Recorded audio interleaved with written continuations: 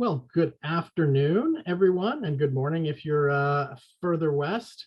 And my name is Jeremy Fretz, and I'll be the moderator for today's NCARB Live. I am the Assistant Vice President for Experience in Education at NCARB. And today's topic, we're going to talk about how international architects and students can earn a license in the United States. So if you're familiar with some of NCARB's programs, we're going to be talking about the Foreign Architect Path to Certification. So we have some great guests here with us who we'll introduce in just a moment, but I want to just tell you what we're going to cover in a little more detail. Today, we will talk about licensing basics, NCARB's Foreign Architect Path to Certification, and then on to licensure. The EESA, or Education Evaluation Services for Architects. I know a lot of people hear that term and are not sure when it's applicable and when it's not. We'll talk about earning experience abroad outside the United States and Canada, and how to get started if you think the foreign architect path is appropriate for you. So before we get into all of those things, I'd like to introduce our panelists. First, we have Gloria Kloter. And Gloria, tell us a little about yourself and your path to licensure. Thank you, Jeff. Thank you for having me. So I am Gloria Kloter. I am a founder and owner of Gloter Architects. It's an architecture firm here in Tampa, Florida, and I am originally from the Dominican Republic, which is where I obtained my first license back in 2011. And I came to the United States in 2015, and I had to go through the whole process to be able to obtain my license here in Florida. And this is where I am right now. Okay. And our next panelist is Melanie de Souza. Melanie?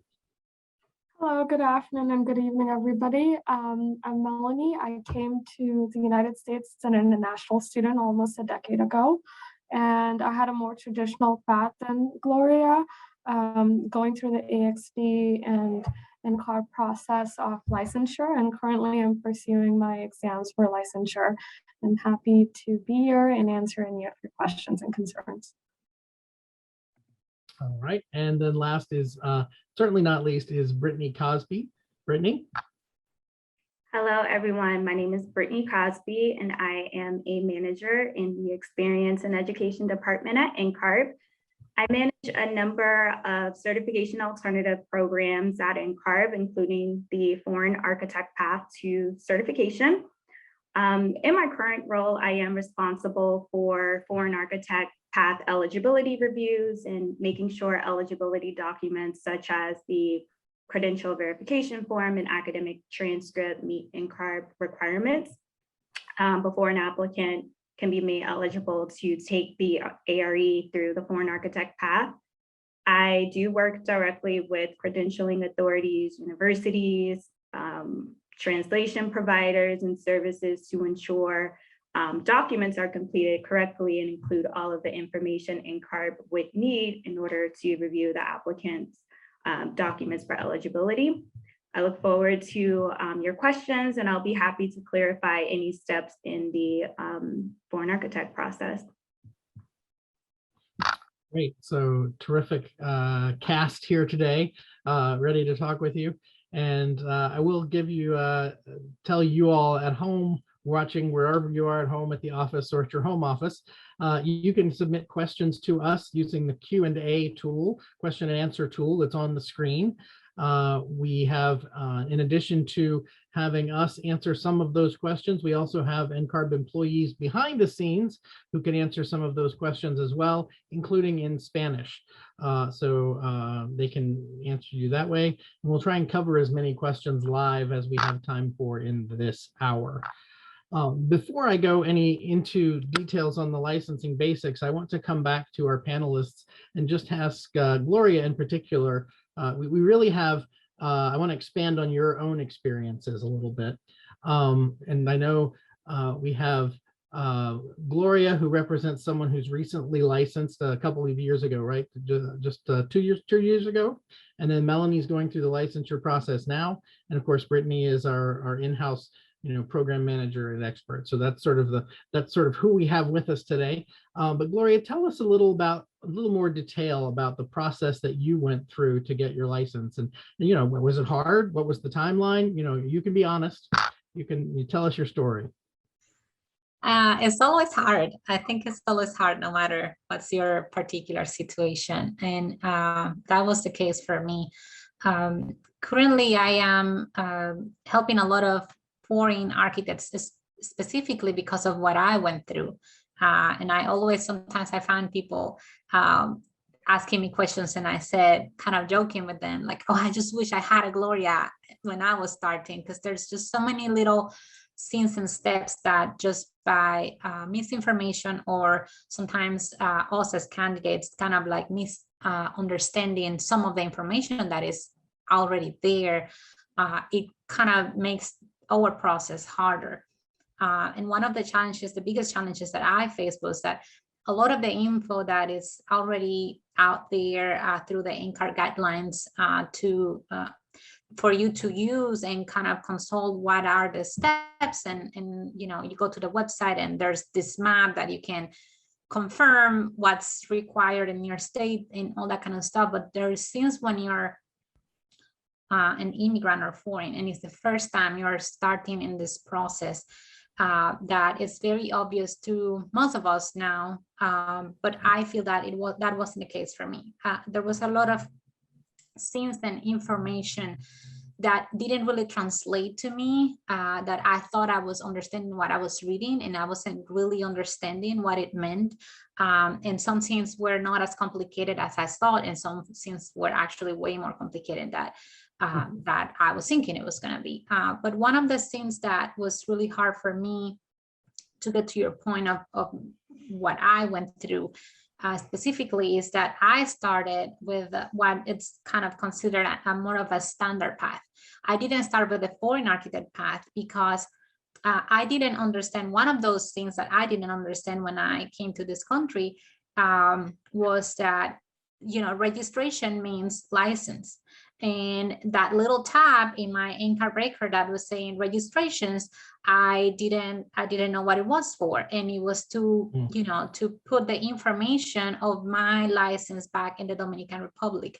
And I started a process of going through, that standard path kind of for immigrants or foreign education path, where you go through NAB and you start doing an EESA evaluation. And I know Brittney probably is going to go in depth with those steps, explaining that. But in my particular case, I started the process and I did all these things with paperwork. It was really hard because my college, for my bachelor's, not the master's so much, but there's many things that us as foreign and immigrants have to deal with that is not related to NCARB. It's not related to the United States. It's not even sometimes related to our countries itself. It's sometimes our particular university where we study, challenges that we face with them that nobody can control. And sometimes they don't offer, mail services. And they said, I only give you this paper to you and you do whatever you want with it. And then NCARB is saying, but I am not going to receive that paperwork from you. It has to be from college. So there's a lot of challenges that we have to sometimes educate back home our universities and said, this is a process that I need you to figure out for me. And someone needs to be assigned from college to do that because I can do it. So anyhow, I went through starting the EESA evaluation and got to a point where I got my evaluation back. I was missing 6 credits, one for, I remember 3 for English and 3 for codes and regulations, because codes are different, pretty different here.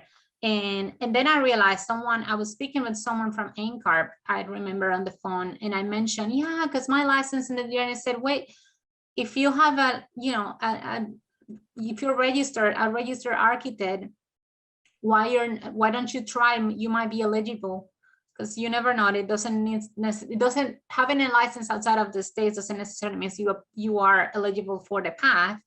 but the person pointed it out and said, why don't you try it and see, because it might actually help you shorten the process. And I did that. I put my license in that registration tab and wow, so many things changed, because there's so many advantages with this path over the standard path as a foreign architect. I don't think it's the right path for everybody. It depends a lot on what you're doing, what is the state that you're gonna, that you need to get that license, what will be your jurisdiction to, like, there's so many things to consider, but it was just the right path for me. I just didn't know. And I spent about almost a year of process wasted with the EESA and NAB because I didn't need it for my particular case. It was great after I started it, the foreign architect path, because then there was so many things that start moving way faster. I remember that the one day that I got green light to start taking the exams, I was thinking that was gonna happen like a year after. And then the lady said, I can't remember her name, but she told me, I think it was Dorothy, I don't remember, but she said, hey, you're ready, you can start taking the AREs now. And I was like, oh my gosh, I am so not ready for this. So one of the advice I keep telling people now that they say, what can I do while all this paperwork is going on? I said, start studying, because it's gonna come. And you just, if you start early, the earliest the better.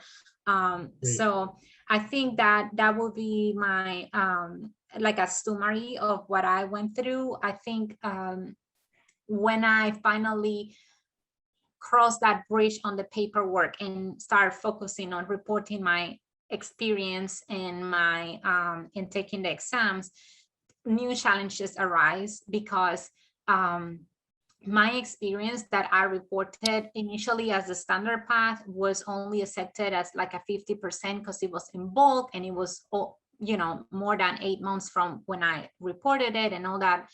Anybody that is familiar with reporting AXP know what I'm talking about, and I'm assuming Brittany might go over that part too. But when I changed to foreign architect path, those hours were accepted 100%. The main thing was that at least that 50% of the 3,740 hours we need to report, I was covered because I had enough experience. I've been working in the field since 2004. So I had enough experience to report. I just I just didn't have the one that needs to be as option 8 architectural practice under licensed architect in the United States. But while I was taking the exams, I was able to report those hours, and I was done way before I finished my exams. I think that was the other advantage that I saw, that I was able to focus on just the minimal requirement that I had for AXP under a licensed architect in the States versus having to do all of the hours here. It was a great advantage being able to use those hours. And then the biggest challenge, as hard as it is to believe for most of the people that may be starting this process now, and seriously, when we're in the process, the initial process with the paperwork, it just seems like it's never going to end, and it's like so confusing and all over the place sometimes. But to me, when I got to the exams is when the real challenge started, because of language barrier. Since I was just very slow reader in English, and it's something that I remember I was one time in my previous job in a meeting, and we were doing a case study, and this lawyer distributed a bunch of papers, and everybody in the room except me and another foreign architect turned the page at the same time. And me and my friend look at each other, and I said, where are you in the page? And she's like, I'm kind of halfway. And I said, me too. And it's just what it is when you have English as second language, until your brain gets there. At least that happened to me. You can really just read slower than someone that English is their first language. And that really affects you when you're in the exams. So I think, to me, that was one of the biggest challenges that I had to overcome, like train myself to read faster, to be more effective during the exams, to time myself, because these exams are timed, and just, kind of learning a lot of new terms and, you know, from our field that were completely new to me, because, you know, you come here and you learn common English for talk with your family, but not necessarily to practice. So I think those were kind of like the biggest challenges that I face, particularly. And now you have your own firm. Yeah. So I think the moral of the story is it's not easy. I started the process in 2015, officially really 2016. But it's 2021 and I started my company in 2020. So it's hard. It's a lot of work. It takes a lot of time and effort, but it's possible. And if anybody like me can do it, any of you guys can absolutely, yes, you can. Well, I think you've teased out a lot of good points that people are going to have questions about. So I want to begin to sort of try and answer those questions, and we'll go through just very quickly with this overview and sort of define some of those things that you brought up in your story.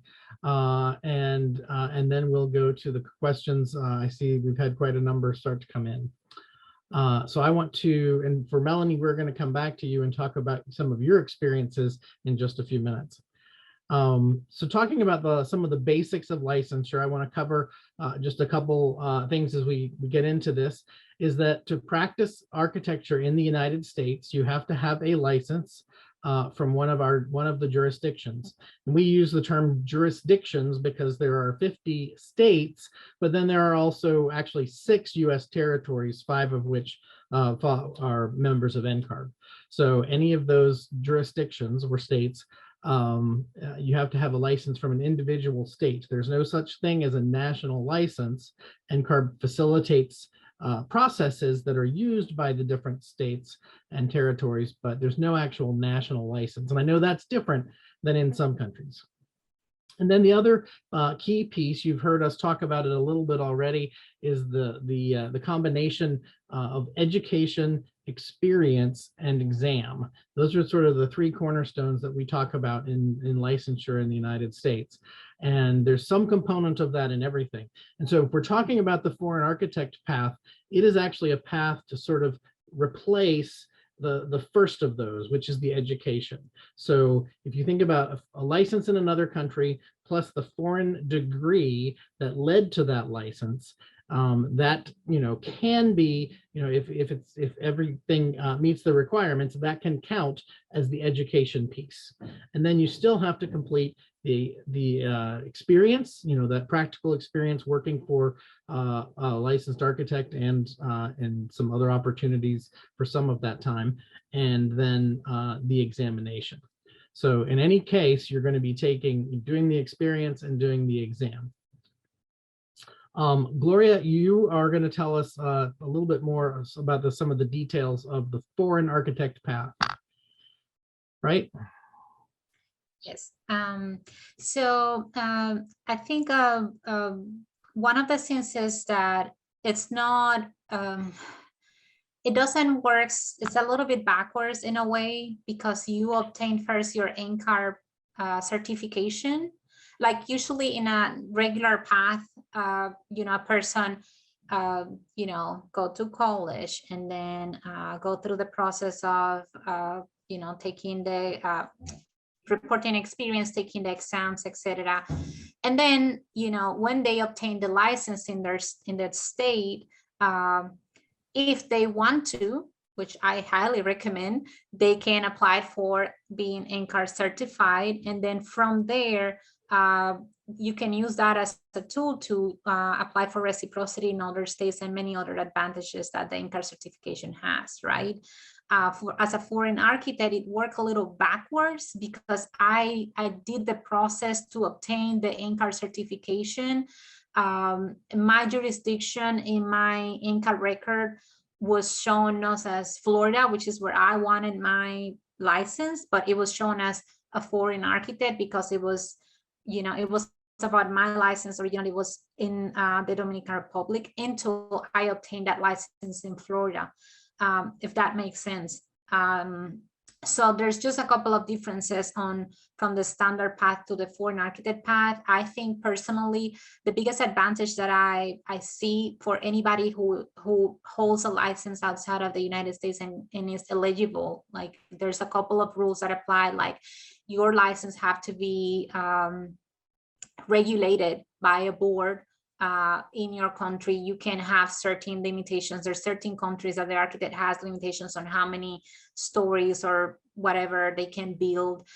So pretty much whatever is the definition of architect in that country should be similar to what is the definition of architect here, if I'm not mistaken. I hope I'm not saying that incorrectly. But so if you're eligible to it, I highly recommend anybody that I know.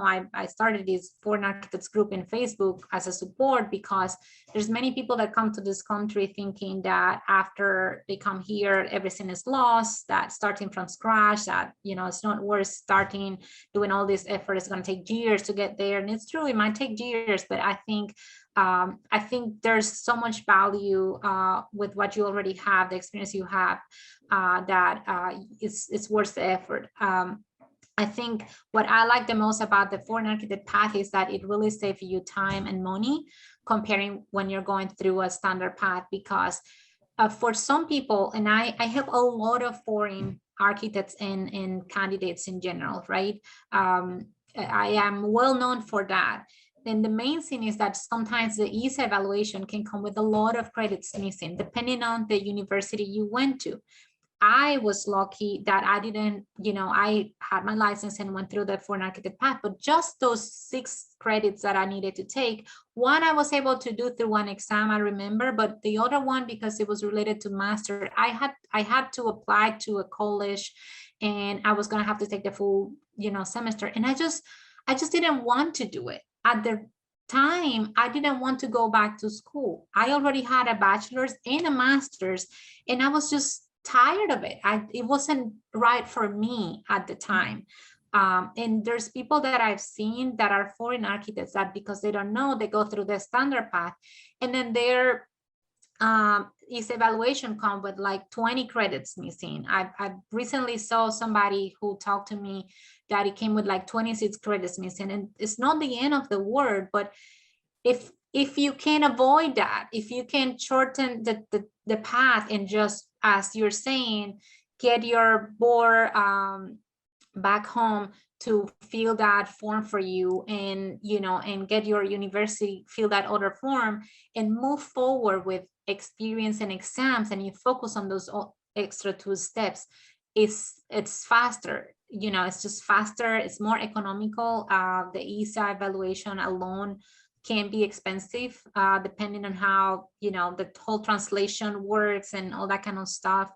I don't know how things are now, but when I was doing my own process, we got 3 quotes for translating my paperwork for the EESA evaluation. And the cheapest that we got was $10,000. It was ridiculous. Like, I am not a rich person at all. And that was just a lot of money for me and my husband.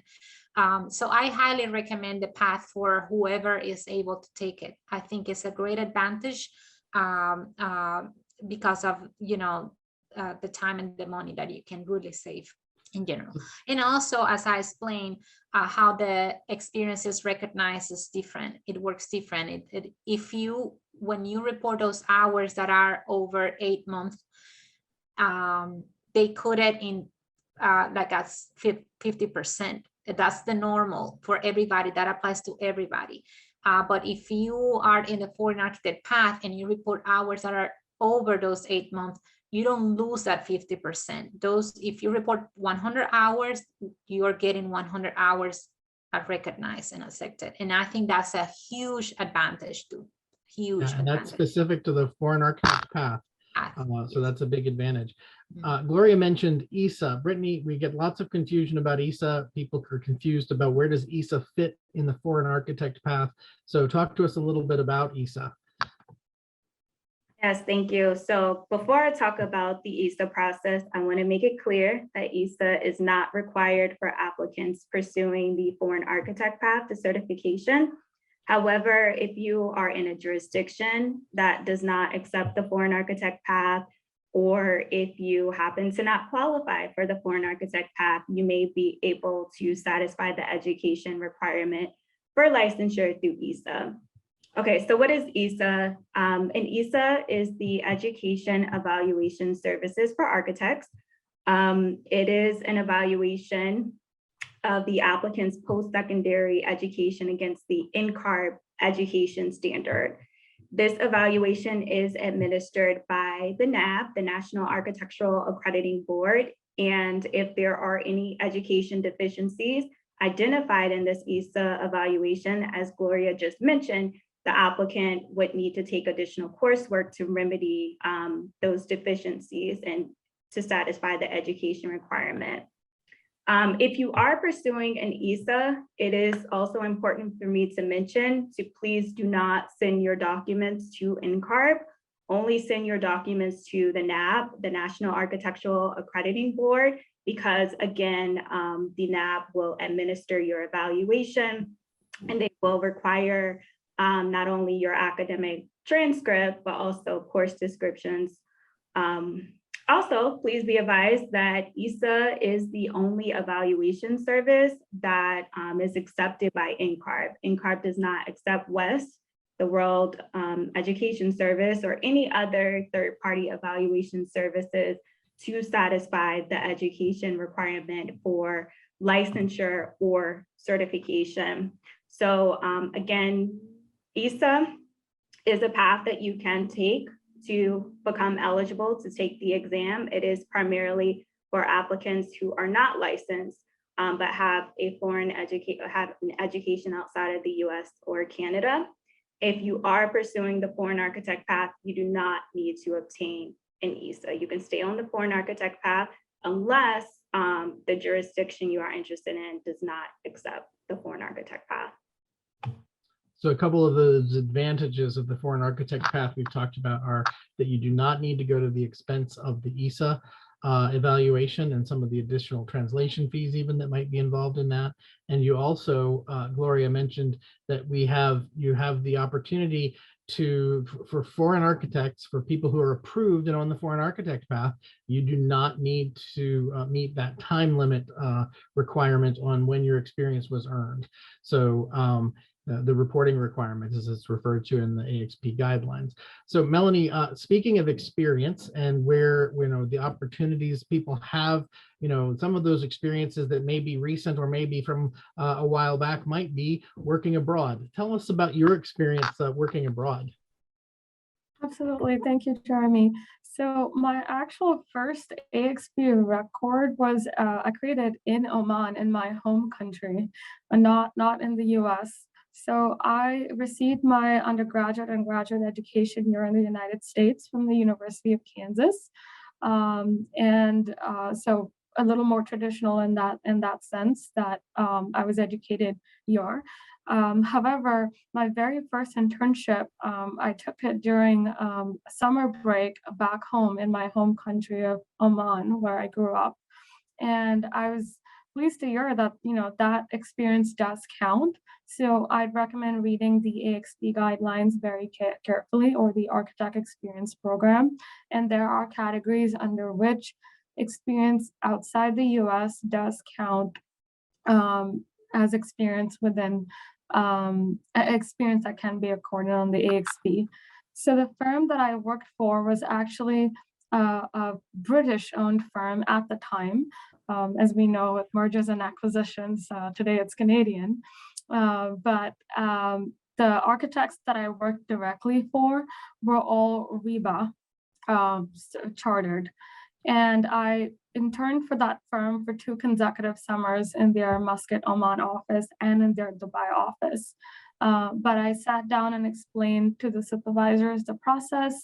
They were, being licensed architects, they were somewhat familiar and happy to help their NCARB cousin. And so I was able to record those hours under the Experience O setting because it was experience gathered outside the US. And during the time that I've been going through the AXP program, well, at the time it was called IDP, and it's gone through a number of changes. But I do recollect being able to log in some of the experience that I was gaining in college through volunteer work as experience in O setting. And very often, as we know, as international students, there's always that significant challenge of Are you going to get a job or an internship in the US, and how will you document that? And my recommendation is that in the meantime, if you're able to secure a job, or sorry, an internship in your home country or outside the US, certainly do that. And please do record your hours, as it does count. Of course, there is a cap to that limit, but if you can, make that cap, then definitely do it.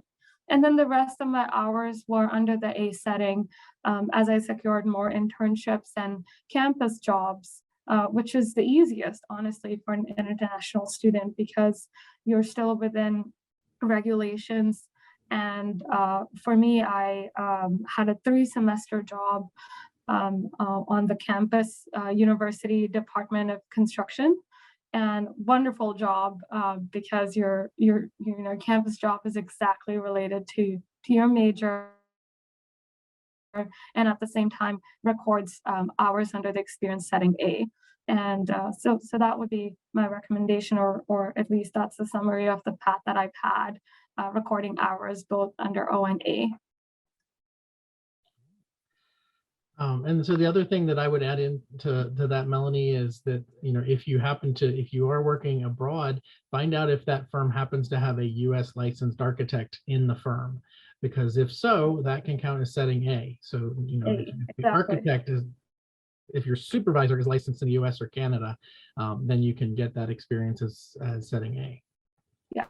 I want to add something too, real quick, just to a point of what Melanie mentioned is, it's good that you just report as many hours as you can too, because the other thing is, when we talk about those 3,740 hours as the minimum, there's some states and situations where you are actually required some extra hours.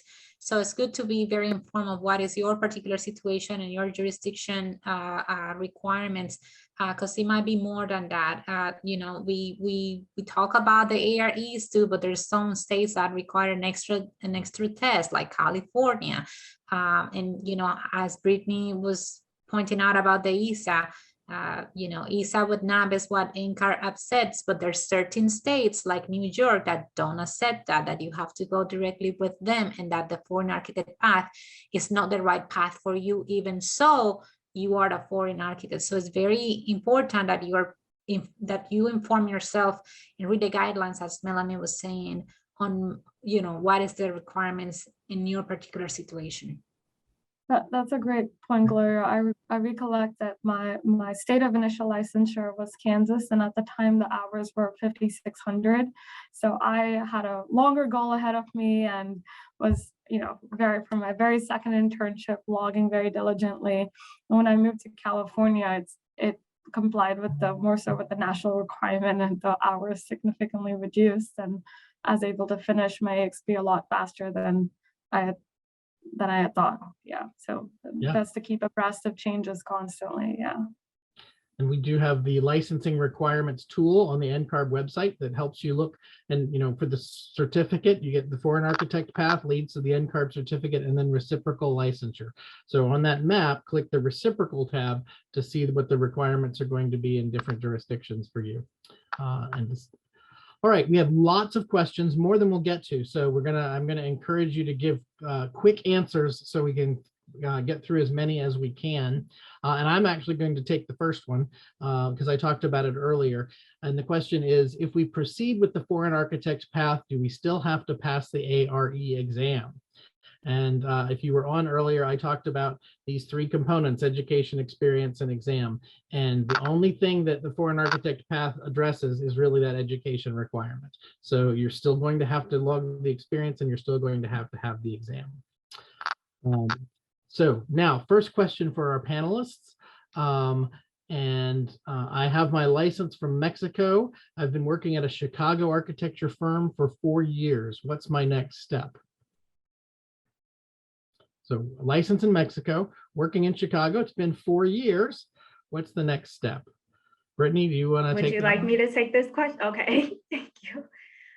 So if you are licensed in Mexico, you may be eligible to pursue the foreign architect path, the certification, which sounds like it would be a great path for you if you already have experience, because you would be able to document those hours without that reporting requirement, as we mentioned, if you are made eligible. In order to get to that point for the foreign architect path, you would need your credential verification form from the credentialing authority in Mexico. So it is the entity that has issued and regulates your license to legally practice architecture in your country. And we will also need your official academic transcripts. We do have specific document procedures, so please be sure to check our website for that information. We do have a foreign architect documentation checklist, which outlines the documents that we would need and how they should be sent to NCARB. All right, so Brittany, you've actually just answered one of the other questions, which was where can we find a complete list of requirements to be eligible for the foreign architect path? And I'll also just add to that, it is on our website, but also when you express interest in the foreign architect path through your NCARB record, which you can do by entering your credential information into the registrations tab in your NCARB record and selecting interest in the foreign architect path. So after you enter your credential information, you will receive a pop-up message asking if you are interested in the foreign architect path. If you select yes, you will receive an automated email with next steps, and that email will also include a link to the foreign architect documentation checklist. So it's public information on our website, but it will also be sent to you via email when you officially request interest or express interest in the path. Right. One quick thing to add, Jeremy, to that is to keep in mind two things. One is that those documents need to be sent in English, not in your native language, not, in my case, it will then be in Spanish. And second, that a lot of people don't realize, but just wanted to put that out there, that those documents can be, even so you cannot touch them, you cannot be the one sending it to NCARB. When they need to be translated, it can become a problem in your head as, what do I do now? Because it needs to be translated. So one of the things that NCARB does to sets is that the professional translator that will translate your paperwork can directly send those documents to NCARB. Is that correct, Brittany, right? Yes, if your documents are not in English, your university can send your official documents directly to a translation service, and that translation service or translator should send the documents directly to NCARB. That process is outlined on our website in the foreign architect documentation checklist. Again, that's something that comes up often is that, the premise is basically that you can't touch the document. You can touch a sealed envelope, but you as the candidate aren't supposed to ever touch that document from the school until it gets to us from the translator or sent directly if it's in English. All right, so we'll go first to Melanie because I think Gloria has spoken of this a little bit already. Melanie, do you have any tips for non-native English speakers? Unfortunately, I think Gloria is probably a better equipped to answer this because English is my native language, actually. I am multilingual and I grew up in the Middle East, but I spoke English at home with my parents. I definitely had some issues because English here is very, very different. As we know, there's different world Englishes, and I definitely had to adjust to the vocabulary, but the empathy, so I have a lot of empathy for those that are coming from completely different language, but I was educated in English in high school, so I had that advantage. But you do bring up a good point. I should even say American English, right? Should be the statement. It is definitely something that I had to learn from just observation, listening all the time, seeing what my supervisors were. Your experience is twice as awkward because I would have very hard time understanding the American accent of my professors and my first bosses at my first jobs. They're speaking English, but it's just really hard. So I understand that difficulty, and they probably thought I couldn't speak English either. Anything to add to Sorry. anything to add to your earlier comments, Gloria? Tips for non-native English How speakers? to overcome the language barrier. I think the first and foremost is being patient with yourself and knowing that it's completely normal, that you can't expect to just learn and be 100% fluent, especially I think is the part of the technical words, because again, like a lot of us can come with a feeling that we can really speak and have a normal conversation with our friends and families, but then you start having to use certain terms in English that you might not have been familiar with, which is what happened with me. And I think the tips I can share for that, studying for the AREs was phenomenal for me. I joined this ARE boot camp where there was a group of people who were constantly studying together for it. And I think that was really helpful for me, finding a community to study with. So I think that studying for the AREs really helped me just because of the amount of information and just reading that you have to do. And, when I started my job here, my previous job here, just at the daily basis of things helped too. But to be more specific than that, I think one of the things that I personally did was that I started being very outspoken on the things that I didn't understand, in the sense that I didn't know. Any word that was new, I don't know if my ex-coworkers at the beginning were just really losing it, but I will just ask and say, hey, like what is that, like, and I will write down. Sometimes I will see words when I was studying or when I was reading plans and going through projects, and I will see words that were new for me, and I will just Google it or ask somebody. The one thing I realized though is that it really is related to the career, because sometimes some of those words I was asking directly to my husband, who is a Native American, born and raised here in Florida, and he will say, I've never heard that word. He will literally say that, and I was so frustrated because I'm like, I am counting on you. You are supposed to know this stuff, and it doesn't necessarily apply. There's words that is like, if a doctor will be talking to you in doctor terms, it's the same sometimes for us and people around us that are not in the AC industry. It's the same thing. So just be patient with yourself and try to just be as curious as you can and just write everything down and research it, because after you use some of those words once or twice, it's done deal. Jeremy, I'll just quickly add to Gloria, just to be patient with yourself. Like I said, I might be a native speaker, but I was at the NCARB Summit in Miami earlier this year, and I wrote down 4 new words.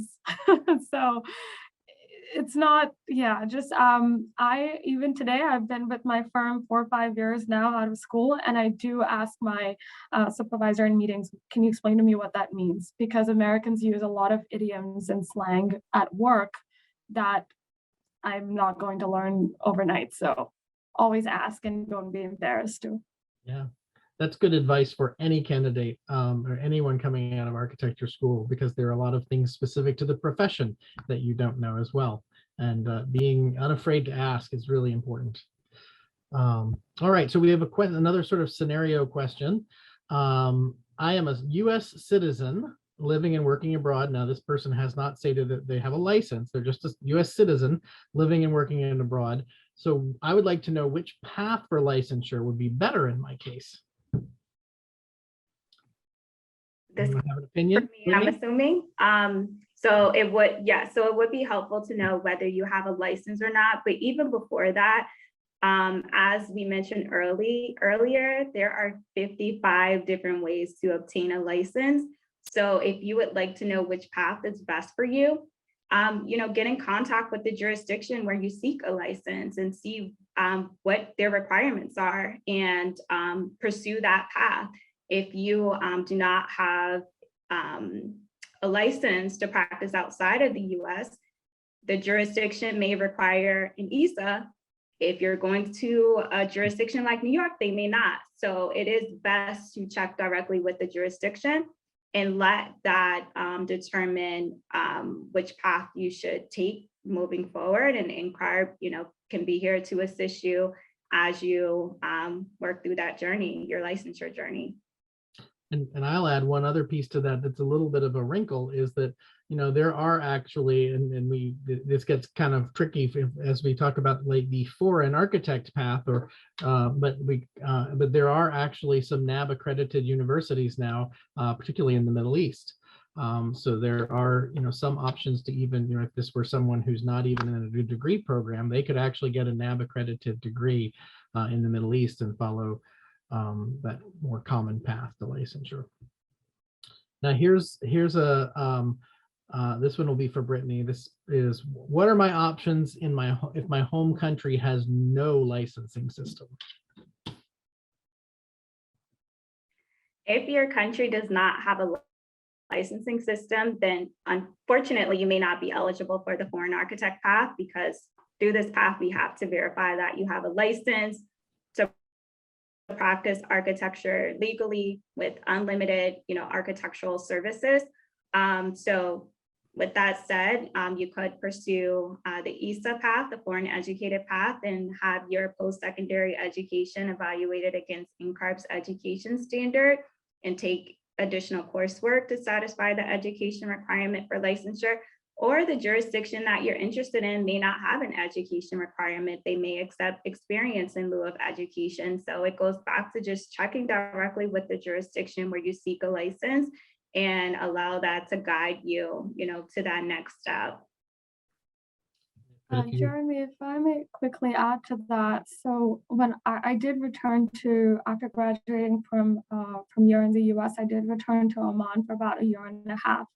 And I encountered a lot of graduates who graduated from local Omani colleges, because Oman doesn't have really a strict licensing system. So what they do is they would enroll themselves in NAB accredited colleges that were regionally present in the Middle East, such as American University of Sharjah, and therefore be exposed to the AXP program and take part in local AIAS chapters. So they had ended up having a very similar experience to what I had here in the US, and that helps them align to the licensure path faster.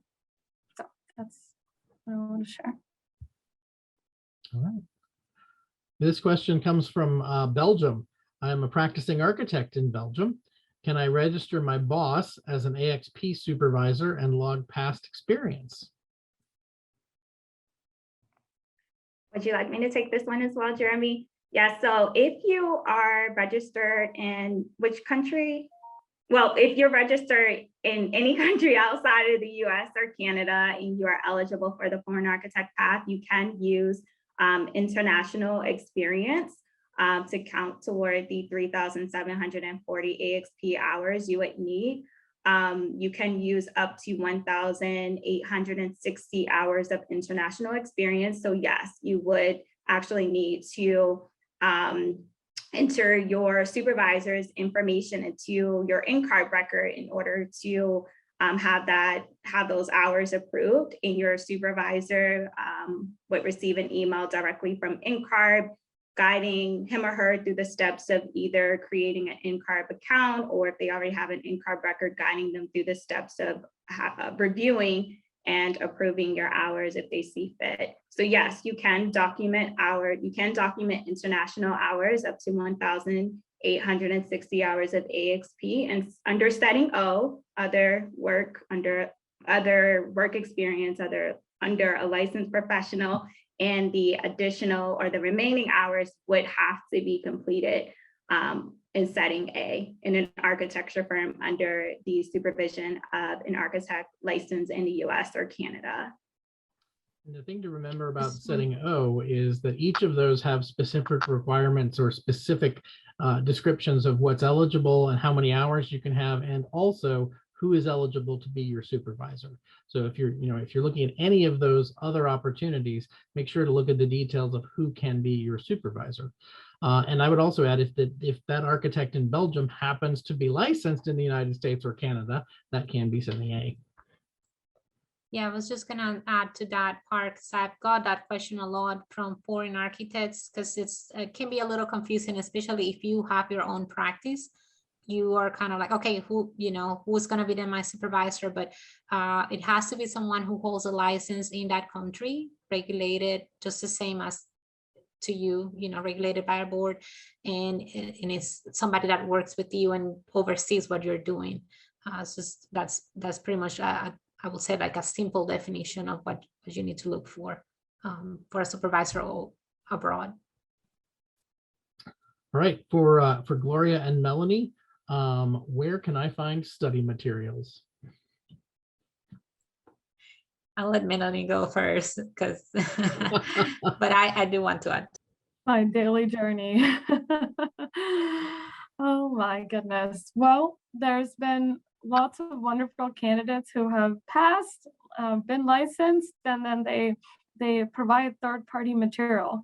So I would say for anyone who's starting to study, the very first thing you should do, very absolute first thing you should do is look at the NCARB handbook, because that is the go-to source for what will exactly be on the exam, because NCARB writes the exams, not your friends, not other people have studied the exams. It'll also have the list of resources you should probably have. Now, of course, it's not essentially cost effective to have all of the resources, but pick wisely. Some of them might already be materials or textbooks you had in college if you studied, you're in the US or a US college abroad. So NCARB handbook would be the first thing to look at and see what materials you have. There are plenty of materials that are available complimentary, particularly the AIA contracts, which you would need for 3 out of the 6 exams. So, you do have that and access to that in your NCARB record as well. As far as other study materials go, there are helpful Facebook groups, in particular the ARE Facebook group, where people share information about different materials they need, because it varies vastly across the 6 exams. And I don't want to steer you against one, so I would check out the ARE Facebook. And lastly, your firm might already have a relationship with an exam provider, a third-party exam provider, so definitely look into that. For example, my firm had a relationship with Black Spectacles. Now they have a membership with Amber Book, and we also do have materials for different other third-party providers that we share within a company. And also, this is a shout out to the NCARB Architect Licensing Advisors community. You can also check out and see who was the licensing advisor for your particular firm or AIA chapter or university to get more guidance on accessing exam resources. I think she covered a lot. I'm just gonna add, also make sure to reach out to your local AIA chapter. Some of them has, committees dedicated to help those taking the exams, where they host, weekly meetings to study, analyze just mock questions and kind of that type of things. And I think some of them also have a library available that you can, either borrow the books from them, or as Melanie said, like reach out to those who are studying for the exams that already passed some of those, because there might be books you can just kind of use from them. I think one thing I will say in general, as a general advice, just even with the online, there's a lot of online resources too that you can use. Some of those providers that have pretty good materials, mock questions too. Really, I think besides the reading part, the videos in the mock exams are super helpful for, especially for foreign architects, I'm saying, because I think, again, it's so challenging reading in a second language that sometimes kind of diversifying the way you study is helpful. So I will highly recommend to not only focus on the books and the reading part, but also do mock exams and watch videos. And I think just see the exams as a, kind of a broad overall scene. Because I think one of the main mistakes that I did initially when I started taking the exams, I was looking at each exam as an individual exam. And I did learn that from the boot camp that I took, is I started seeing it as a cohesive scene and kind of studying for, yes, for one exam, but just going a little bit over what was said to study for that one exam. Because I feel that sometimes whenever I fail an exam, I feel that I was seeing questions that I wasn't prepared for it, because I was like, oh, I study all these, and then I got this question about that, and I didn't feel prepared for it. But when I start seeing it as a more of a broad approach, I will say it really helped me. So I think with the study materials, that's one thing to do, to kind of try to understand, as Melanie said, what is it that NCARB is setting the guidelines that you're supposed to do, and really go as a whole on those study materials, because it's really helpful for when you actually sit in the exams. Hopefully helpful in your practice. All right, we are coming already to the end of our time, so I want to ask Gloria and Melanie to be thinking about your sort of closing remarks, your takeaway suggestions for everybody. And then I'm going to take one question quickly, and then I have two quick technical questions for Brittany while you're pondering your thoughts. And the first is, what's the difference between a US license and the NCARB certificate? So again, there's no such thing as a United States license. There is a state by state or jurisdiction by jurisdiction license. But I'm assuming that's what you meant anyway. So the license that you would get in a state is what allows you to practice. You cannot call yourself an architect in a state outside where you hold that license. The NCARB certificate is like a passport, and it's where we collect all of your documents together and gather your credentials so that it can be more easy for you to get licensed across jurisdictions in multiple states. So once you have received your NCARB certificate, you're in a very strong position to be able to get a license relatively quickly in most states. And the quirky thing, as you heard Gloria talk about earlier, is that, the foreign architect path specifically gets you the certificate first. So, and then you're getting that reciprocal license in the jurisdiction. So that's that difference. The question for Brittany now, some technical questions. How long does the review process take once NCARB receives my documents? After we receive your credential verification and academic transcript, we ask for at least 60 business days to complete our review. Sometimes it may take longer, sometimes it may take less time. It really just depends, because during that review time frame and period, we may be in contact with your university, we may be in contact with your credentialing authority or translation service for additional information. So it really depends on how quickly they can get that additional information back to us that we may need in order to complete your review. So a related follow-up question to that is, how do I track the stage of my documents, and how do I know where I am in that process? When we receive documents, whether it's your transcript or your credential verification form, we send a status update letting you know that it has been received. And if there are any additional documents that we may need or additional information that we may need from you, we will also communicate that in our email. And those emails are typically titled as a status update, just letting you know that a document has been received.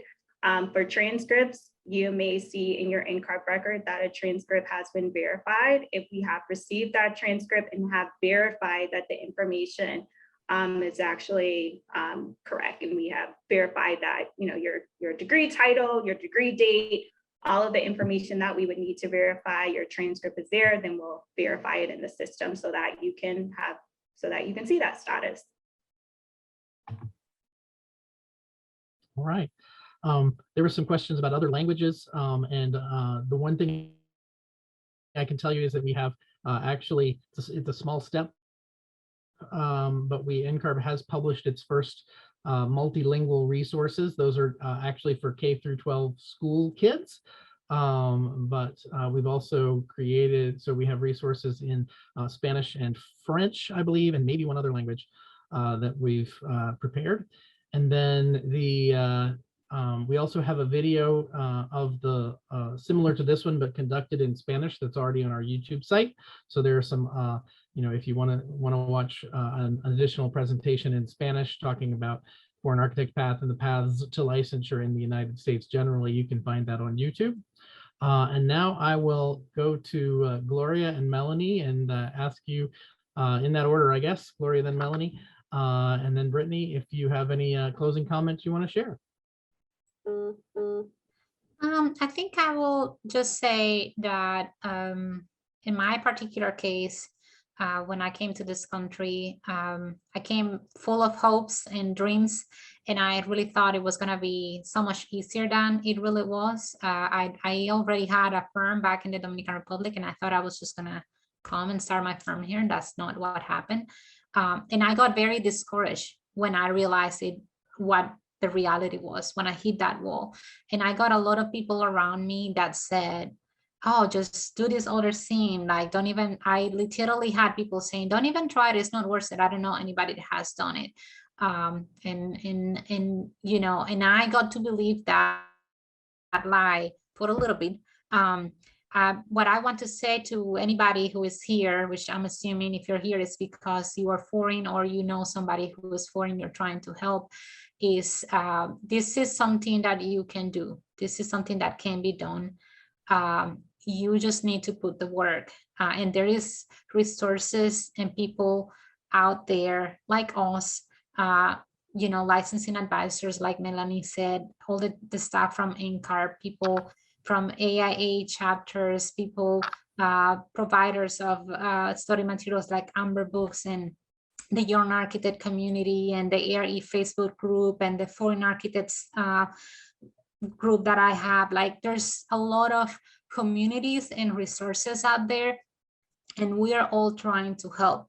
We all care for doing what we can to help you guys. So reach out, because there's always somebody that can answer that question. And if any of us don't have it, we will try to direct you to the person like Brittany or Jeremy that will help you to figure that thing out. But just don't give up, because this is a hard path. It's not easy. There's so many challenges that come with just being in a new country. And I just feel that it's important to keep in mind that this is doable. It's hard, but it's doable. You can do this. Melanie? That is an excellent point, Gloria. Really the big thing is to shut out the discouraging voices, and be aware that there's plenty of obstacles, and to be patient with yourself, and know that there are people, there is NCARB, that is a very supportive organization that will push and help and advocate for you when you need it. I remember that 7 years ago when I first learned about the licensure process through my local AIA student chapter, I immediately thought, oh, this is not something I can even do. I'm foreign. Who knows if I'll even be able to get a visa to stay in this country after college. It's not worth it. And my father actually was the one who pushed me and said, well, just try, just start recording your hours. Who knows? I said, well, I'm not even going to get a job. And, because you hear that from everybody around you, and you think that you're not going to do it, just like Gloria said. And I still did it anyway. And next years went by, and I was still recording hours.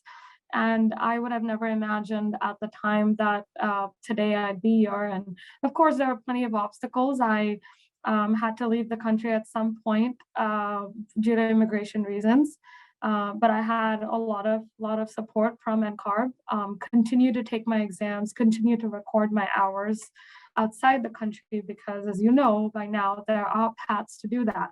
And so no time was really lost. You just have to keep staggering and knowing, like what Gloria said, if you're working on paperwork, study in the meantime, record your hours in the meantime. For those who said, oh, I'm here and I have so many years of experience, that will start recording, start studying. And that's what I would say, is just keep pressing on, and eventually you will get licensed. It'll happen. So, and you have a very supportive community, be it your firm, be it your local AIA community, or if you don't, then we do have a wide community of licensing advisors from NCARB. So thank you for listening and being here today. All right, Brittany, any last words from you? Yes, I would just like to quickly add that as we have all discussed, there are many different paths to become licensed in the US. So I encourage anyone and everyone to contact NCARB's Customer Relations Department if you have any questions or if you need assistance. We would love to chat with you and learn a little bit more about your background. You do not need to pursue every path that is available to you. You only need one to become licensed. So, use NCARB as a resource. Contact us at ncarb.org/contact. Use your licensing board as a resource. They are the ones who will ultimately issue your license. So make sure you understand their requirements. It would actually probably be best to reach out to them, maybe even before contacting NCARB, just to make sure that you understand their requirements before asking to, apply for an EESA or before sending in transcripts or credential verification forms. So there are many different resources, use them all, but you only need to pursue one path. All right, and search for that documentation. If you're interested in the foreign architect path, which has been the bulk of our discussion today, make sure to look for that documentation checklist on our website. I want to thank you all for being here with us. Thanks for everybody who's been watching, but especially thanks to Gloria and Melanie and for your volunteer service to help others, both in your local communities and through the NCARB Licensing Advisors Program. Really appreciate that. We meet so many people who have been on the path and then want to help bring others along, and particularly in the folks who are immigrants to the United States or here working and building their careers. So thank you so much. Thank you, Brittany, as always, for taking care of everybody in the foreign architect world, both in the office on a day-to-day basis. And again, check out this video. We'll be back on YouTube. You can watch us you can watch us faster or slower, speed us up, slow us down, or look at a lot of the other great resources that we've created on YouTube and some of the other NCARB lives from the past. So thanks again for joining us, and let us know if there's anything that we can do to help you find your path to licensure. We're here to help.